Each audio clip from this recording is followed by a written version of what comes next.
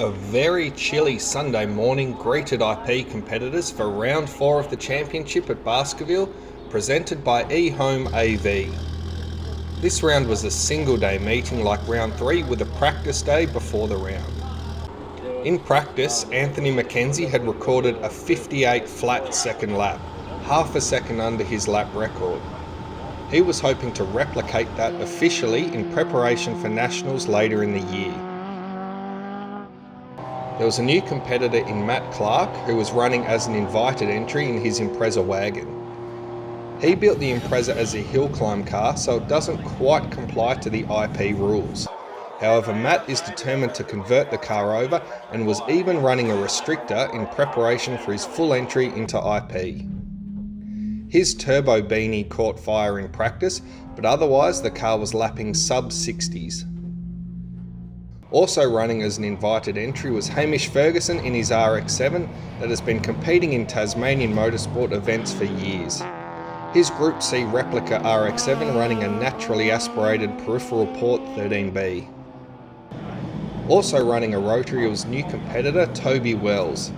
His RX-8 was more or less an RX-8 Cup car, but with a built diff in it. Another new competitor was Troy Johnson, running his brother's ex-production car Holden Monaro in its eye-catching Nations Cup Monaro livery. Improved Production qualifying was first up, with many shaded areas around Baskerville still covered in frost.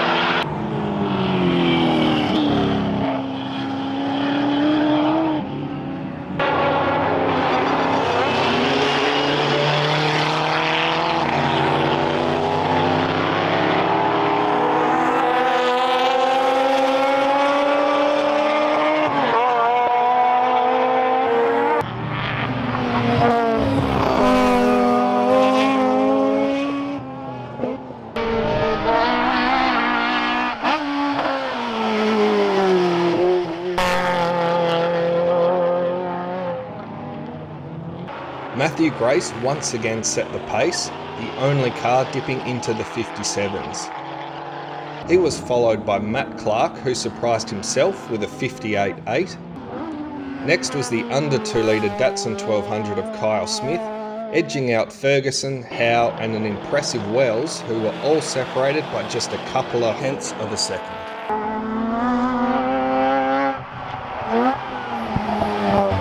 Next came the V8s of Jakins, Johnson and Colhoun.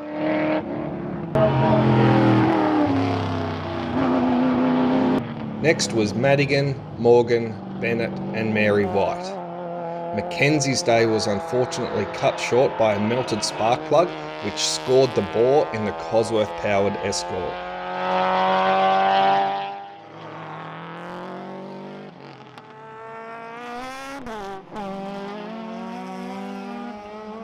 Clark used the Impreza's all-wheel drive off the line to his advantage and blasted into the lead. Perhaps too well, as he was given a 5-second penalty for jumping the start.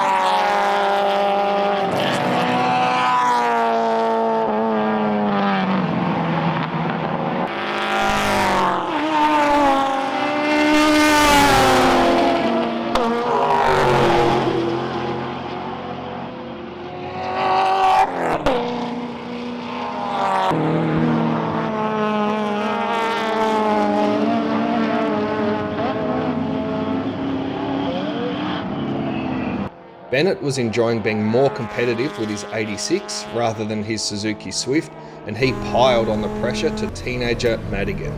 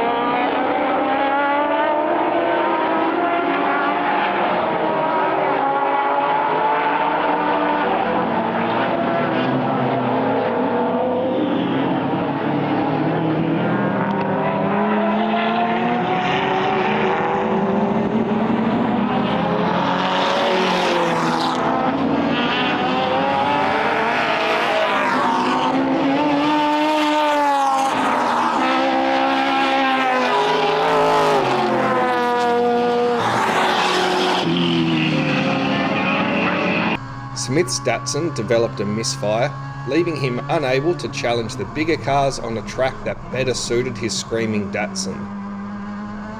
As a result, Smith drove more defensively, and going up the Killick Hill, he moved back to the racing line where a fast-charging Calhoun Falcon was rapidly closing in.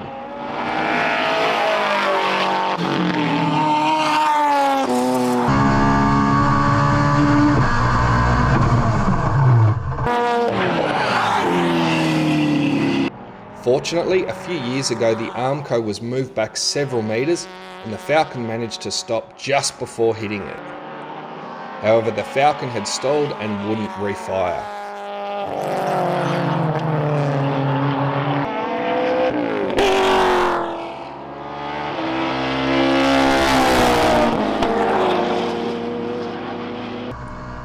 Wells and Jenkins both slipped past Smith before a safety car was called to retrieve Calhoun's Falcon. Unfortunately, as the safety car boards came out, Wells lost the RX-8 in the S's and backed into the tyre wall, resulting in heavy damage to the RX-8.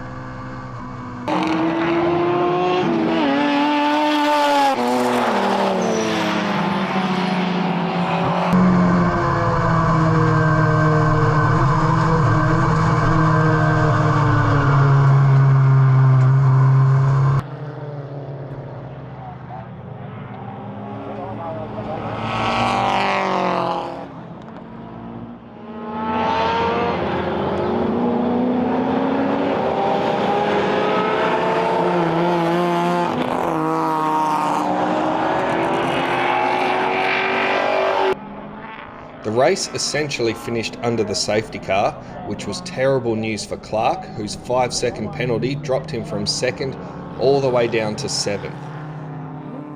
Calhoun's Falcon would make the grid for the remaining races, as did Wells's RX-8. Amazingly, the damage to the RX-8 was only superficial.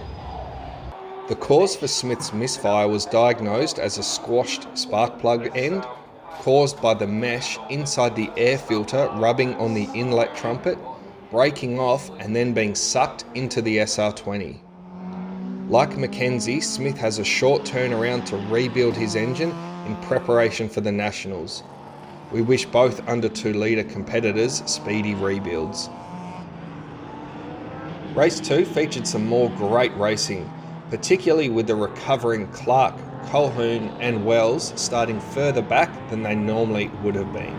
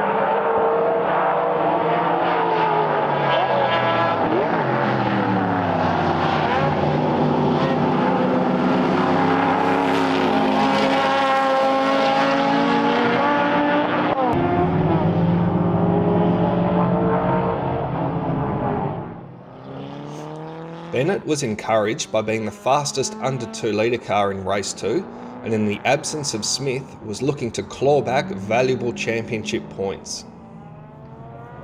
For race 3, Grace had another poor start, allowing Ferguson and Clark to get in front of him before turn 1, while behind there was some great close racing and near misses.